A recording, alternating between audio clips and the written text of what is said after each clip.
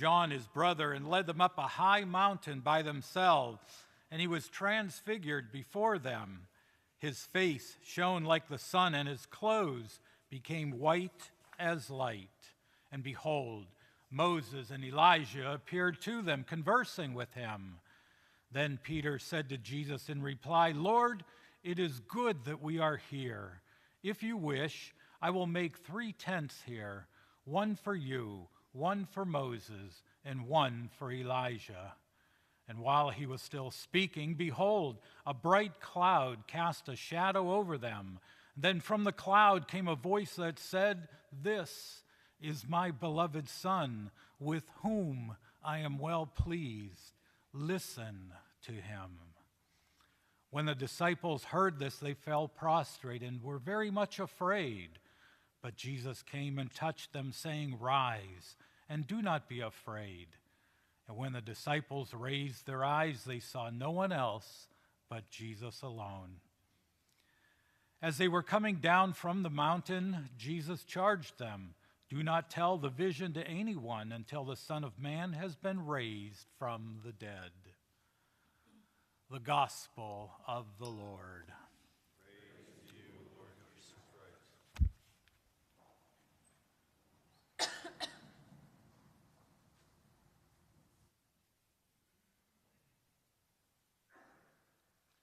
My dear brothers and sisters in Christ Jesus, as we come to the second Sunday of our Lenten season, Father reminded us that this day we hear about this great story of the Transfiguration, but each and every one of our readings today contains a message of hope in the Lord, of hope in what he can do for us, in hope as we continue in our journey of Lent.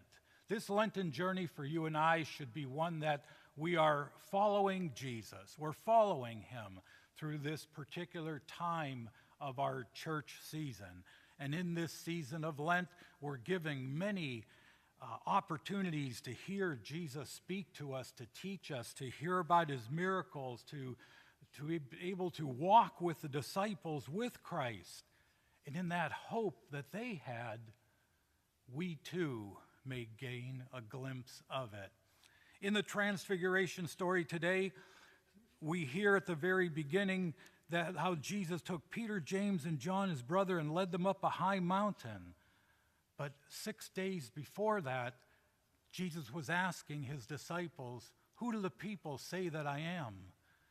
And they replied to him, Some say you're John the Baptist, some say you're Elijah, some say you're Jeremiah or one of the prophets. And Jesus says to them, But who do you say that I am? Who do you say that I am? And Peter jumps up, says, You're the Son of God, you're the Messiah. And he had that glimmer of hope. And then Jesus began to tell his disciples and us that, yes, he was, but he had to go to Jerusalem to suffer and die at the hands of the Sanhedrin, of the Pharisees, and he was going to rise. And Peter didn't like that message. Peter didn't like that message, so he thought he was going to rebuke Jesus. And we heard that famous line, Get behind me, Satan. Get behind me. You're thinking not as God does, but you're thinking as man does. And so Peter and the disciples are obviously a little discouraged. And so Jesus today brings them hope. He brings them hope by bringing them up this mountain. And in that mountain experience that they had, they see Jesus conversing with Moses and Elijah. Moses, the one who brought the law. Elijah, one of the greatest, if not the greatest, prophet.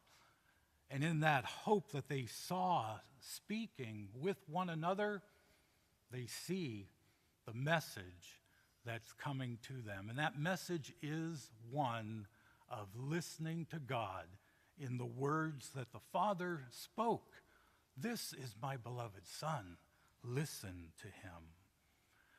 As we go through our Lenten season, that's our challenge too, to look past the difficulties that we're going to have. Look past the troubles in the world. You heard yesterday of the sad story of our situation with Iran, and so many other sad stories going on in the world. But you and I have hope because we have hope in Jesus Christ, who will come to us one day and bring us up the mountain. But in the meantime, what do we do? How do we handle the situations in our lives this day and every day? The days that seem so gloomy, the days that seem so discouraging, the days where we say, Lord, where are you? Sometimes I wake up and I say, Lord, it's not funny anymore. Let's get this over with. Let's get this second coming. But the reality is, it's not about me and it's not about you. It's about him and listening to his word, following him what he wants, and he wants us to place all our hope in him. And in that great story of the Transfiguration today, we hear how Jesus brings his disciples up the mountain, gives them that beautiful glimmer of hope, being able to see what very few people will see this side of heaven. But then he also does something else with them, with hope. He brings them down the mountain.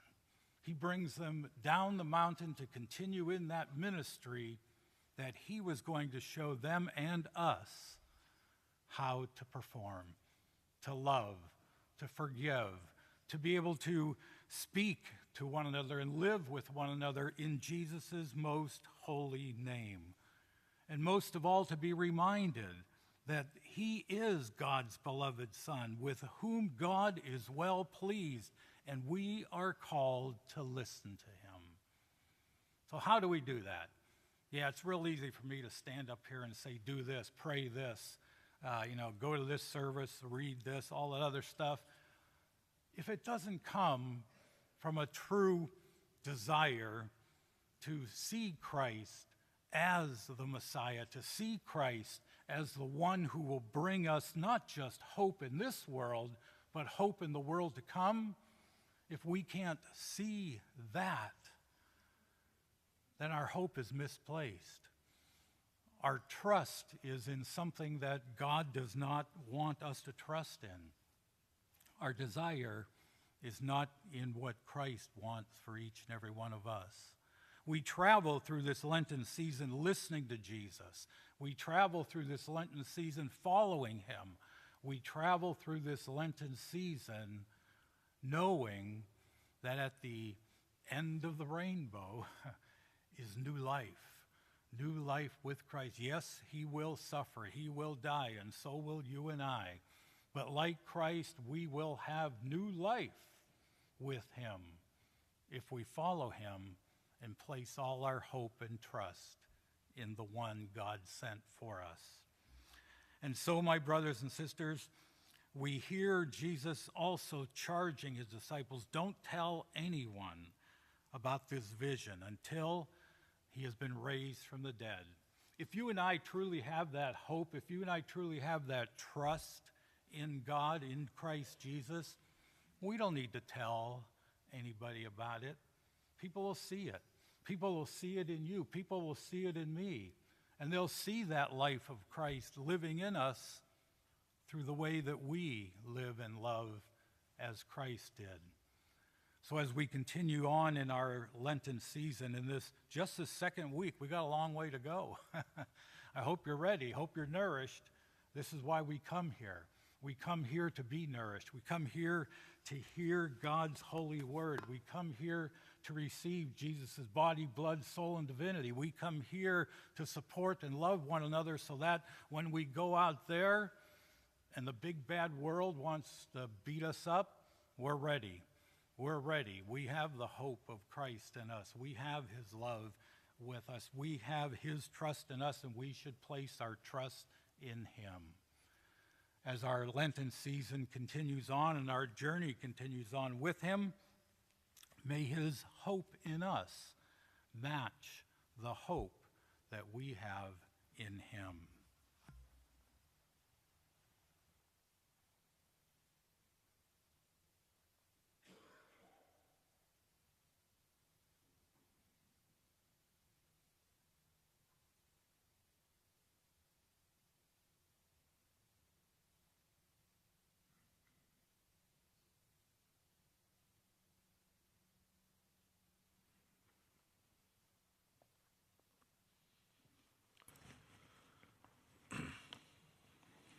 I believe in one God, the Father Almighty, maker of